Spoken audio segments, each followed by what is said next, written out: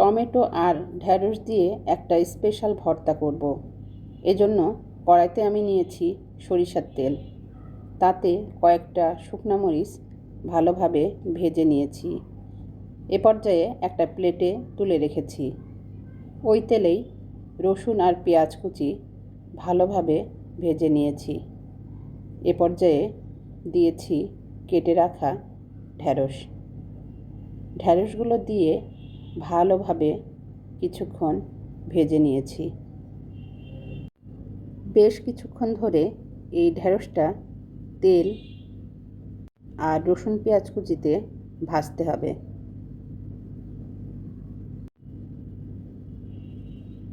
বেশ কিছুক্ষণ ভাজার পরে আমি এখানে সামান্য একটু পানি দিয়ে কিছুক্ষণ রান্না করব।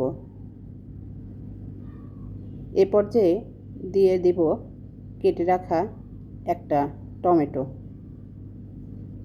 টমেটো আর ঢ্যাঁড়সটা রসুন পেঁয়াজের সাথে ভালোভাবে ভাজা ভাজা করে নেব।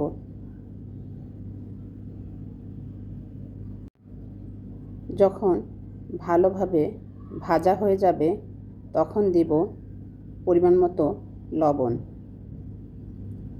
আমি এই লবণটা আগে দেইনি, কারণ তাতে ঢ্যাঁড়সের কালারটা নষ্ট হয়ে যেত।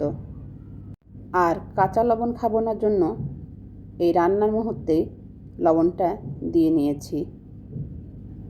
ভাজা ঢ্যাঁড়স আর টমেটো একটা প্লেটে ঢেলে নিয়েছি। আগে থেকে ভেজে রাখা সেই শুকনো মরিচ নিয়েছি। এ পর্যায়ে সরিষার তেল দিয়ে ভালোভাবে শুকনো মরিচগুলো তেলের সাথে কষলে নিয়েছি।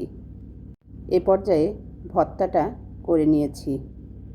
এখন একটা প্লেটে ভর্তাটা ঢেলে নিলাম। একটা কাঁচামরিচ আর ধনেপাতা দিয়ে আমি ডেকোরেশন করলাম।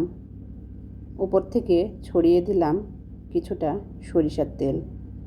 ঈদে অনেক মাংস খাওয়া হয়েছে, মন চাচ্ছিল একটা ভর্তা করি, তাই এই ভর্তাটা করলাম।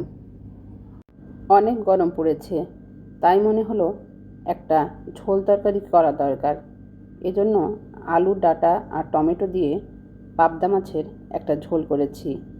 আলু আর ডাঁটা মশলাতে ভালোভাবে কষিয়ে ঢেকে সিদ্ধ করে নিয়েছি।